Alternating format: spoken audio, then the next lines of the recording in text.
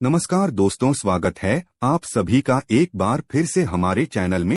दोस्तों, यदि आप भी अपनी लाइफ में कुछ नया सीखने की चाह रखते हैं तो इस चैनल को अभी सब्सक्राइब कर लें। दोस्तों, फिलहाल हम जिस युग में जी रहे हैं, पुराणों और शास्त्रों के अनुसार इसे कलयुग कहा जाता है। कलयुग से पहले भी 3 युग बीत चुके हैं, जिसमें हैं त्रेता युग, द्वापर युग और सतयुग। त्रेता युग का भी अंत हुआ था और सतयुग का भी। हम पुराणों की माने तो कलयुग का भी अंत एक ना एक दिन जरूर होगा। लेकिन अब हमारे सामने यह प्रश्न उठता है कि आखिर कैसा होगा कलयुग के बाद का युग। कलयुग से जुड़ी वो कौन सी बातें हैं जो भगवान श्री कृष्ण ने महाभारत काल के समय में ही 5 पांडवों को बता दी थी। इसके साथ ही भगवान श्री कृष्ण ने पांडवों को कलयुग के इंसानों से जुड़े कुछ ऐसे रहस्य भी बताए थे जिनको सुनने के बाद आप दांतों तले अपनी उंगली दबा लेंगे। अगर आप भी इन रहस्यों के बारे में जानना चाहते हैं तो हमारी आज की यह वीडियो बिना स्किप किए हुए अंत तक देखते रहिए। आपका ज्यादा समय न लेते हुए वीडियो की शुरुआत करते हैं। दोस्तों, जुए में सब कुछ हारने के बाद जब पांडव वन में जा रहे थे, तभी पांडवों ने भगवान श्री कृष्ण से पूछा, हमने तो ऐसा कोई बड़ा पाप नहीं किया, फिर भी हमें इतना बड़ा दंड क्यों मिला? तब श्री कृष्ण ने कहा, प्रिय पांडवों, द्वापर अपने अंतिम चरण पर है। यह सब जो भी हो रहा है वह आने वाले कलयुग का प्रभाव है। इस पर युधिष्ठिर ने आश्चर्य से भगवान श्री कृष्ण से पूछा कि हे वासुदेव, कलयुग तो अभी आया भी नहीं है और उसका इतना भयंकर परिणाम ही क्यों? जब कलयुग आरंभ हो जाएगा तो क्या होगा? भगवान श्री कृष्ण ने कहा, आप सभी भाई वन में जाइए और वहाँ जो कुछ भी दिखे वह आकर मुझे बताइए। उसी आधार पर मैं आपको कलयुग की गति के बारे में बता पाऊंगा। भगवान श्री कृष्ण के ऐसा कहने पर 5 भाई वन में अलग अलग दिशा में चल पड़े। 5 भाई वन में जाकर वापस लौटे तो हर कोई वन के दृश्य को लेकर हैरान था। वन से लौटने के बाद 5 पांडवों के मस्तक पर सिकंद था। वह किसी उलझन में पड़े हुए नजर आ रहे थे। अब यह सब देखकर भगवान श्री कृष्ण ने कहा, हे प्रिय पांडवों, आप सभी किसी सोच विचार में मग्न हैं। मुझे बताएं, अगर संभव होगा तो मैं आपको उसका समाधान अवश्य दूंगा। तो दोस्तों, छोटा होने के नाते सबसे पहले सहदेव ने भगवान श्री कृष्ण से पूछा, हे माधव, जब मैं वन में भ्रमण कर रहा था तब मैंने देखा कि जंगल में 7 कुएं थे और आस-पास के कुओं में पानी है, किंतु बीच का कुआं खाली है। बीच का कुआं गहरा है, फिर भी पानी नहीं है। ऐसा कैसे हो सकता है और इसका अर्थ क्या है, वह मुझे आप बताइए। इस पर भगवान श्री कृष्ण बोले, कलयुग में धनी लोग लड़का लड़की के विवाह में, छोटे बड़े उत्सवों में, सत्ता के लालच में बहुत ज्यादा पैसे खर्च कर देंगे, किंतु अगर किसी भूखे को देखेंगे तो उनकी सहायता करने में भी किसी व्यक्ति को कोई रुचि नहीं होगी।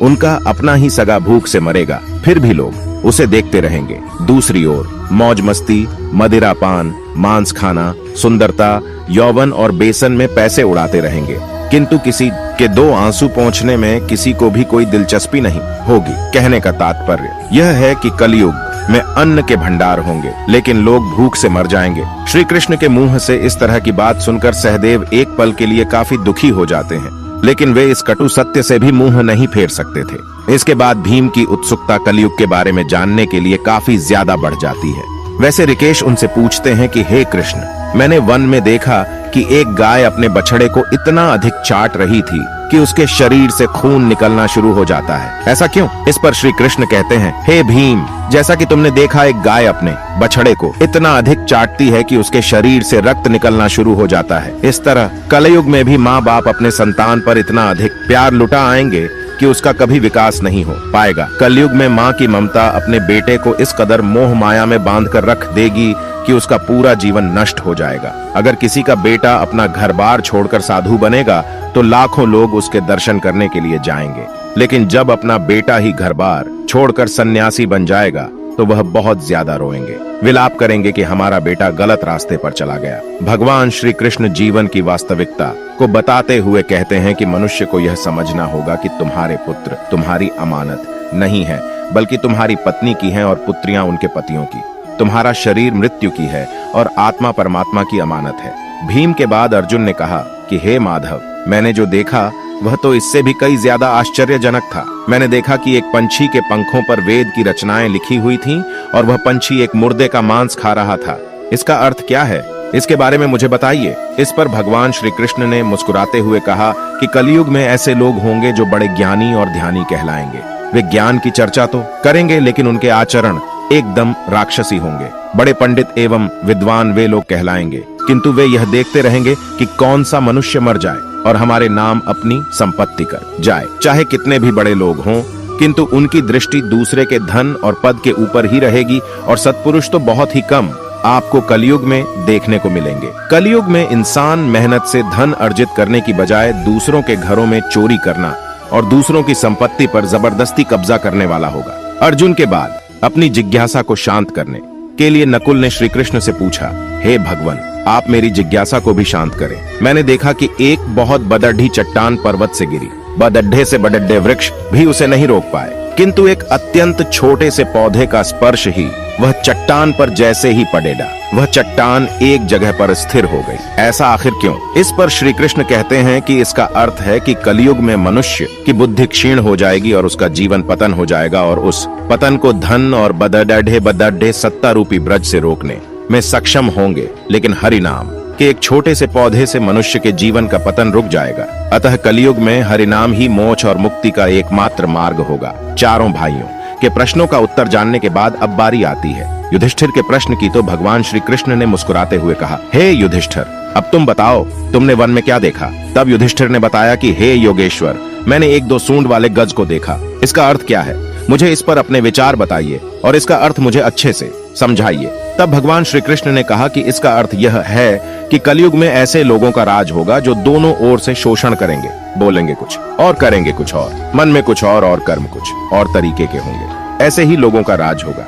ये लोग दूसरों का शोषण करने का भी एक भी मौका अपने हाथ से नहीं जाने देंगे और केवल अपने हित के बारे में ही यह हमेशा सोचते रहेंगे। श्री कृष्ण से अपने प्रश्नों का उत्तर जानकर सभी पांडव हैरान थे और कलयुग में इंसानों की स्थिति को देखकर काफी ज्यादा निराश भी थे। तभी देश ने हाथ जोड़कर श्री कृष्ण से पूछा, हे माधव, आपने यह तो बता दिया कि आने वाला युग कैसा होगा, लेकिन आप हमें यह भी बताएं कि आखिरकार इस युग यानी कि कलयुग का अंत होगा कैसे? तब श्री कृष्ण कहते हैं कि कलयुग के अंत में मनुष्य की आयु मात्र 12 वर्ष की रह जाएगी। इस दौरान लोगों में दुर्भावना बढ़ेगी। कलयुग की उम्र जैसे जैसे बढ़ती जाएगी वैसे वैसे नदियां सूखती जाएंगी। बेईमानी और अन्याय से धन कमाने वाले लोगों में बढ़ोतरी होगी। धन के लोभ में मनुष्य किसी की हत्या करने में भी संकोच नहीं करेगा। मनुष्य पूजा पाठ, व्रत, उपवास और सभी धार्मिक काम करना बंद कर देगा। गाय दूध देना बंद कर देगी। मानवता नष्ट हो जाएगी।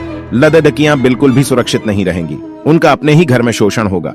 अपने ही घर के लोग उनके साथ बेविचार करेंगे। बाप बेटी, भाई बहन, कोई रिश्ते नहीं रह जाएंगे। एक भाई दूसरे भाई का शत्रु बन जाएगा। शादी जैसे पवित्र रिश्ते में भी खटास आने लगेगी। किसी भी व्यक्ति की शादीशुदा जिंदगी ठीक से नहीं चलेगी। पति पत्नी एक दूसरे से बेवफाई करने लगेंगे। कलयुग के अंत के समय में समाज हिंसक तरह से हो जाएगा। जो लोग बलवान होगी उनका ही केवल राज चलेगा, और जब आतंक अपनी चरम सीमा पर होगा तो मैं स्वयं कल की अवतार लेकर पृथ्वी से समस्त अधर्मियों का नाश कर दूंगा। फिर से धरती पर धर्म का बोलबाला होगा। मनुष्य भौतिक सुख की जगह मानसिक सुखों पर बल देगा। मनुष्य में एक दूसरे के लिए नफरत की कोई जगह नहीं होगी। चारों ओर प्यार ही प्यार होगा। मानवता की पुनः स्थापना होगी और मनुष्य को परम ज्ञान की प्राप्ति होगी। लेकिन सतयुग आने में अभी काफी लंबा समय है, तो क्यों ना हम लोगों में से सभी लोग अपने धर्म और कर्म से सतयुग की तरह जीने का काम करें। ग्रंथों में भी इस बात का वर्णन मिलता है कि कलयुग में जो लोग धर्म और कर्म पर विश्वास करेंगे उन्हें सतयुग की तरह ही सुख की प्राप्ति होगी। इसीलिए अपने जीवन को सुखी बनाने के लिए आज से हरि का नाम जपना शुरू कर दें। तो दोस्तों, फिलहाल इस वीडियो में इतना ही। उम्मीद करते हैं कि आपको हमारा ये वीडियो पसंद आया होगा। यदि आपको वीडियो पसंद आया है तो इस वीडियो को लाइक करें और इसी तरह के इंटरेस्टिंग और अमेजिंग वीडियो देखते रहने के लिए चैनल को सब्सक्राइब जरूर करें। धन्यवाद।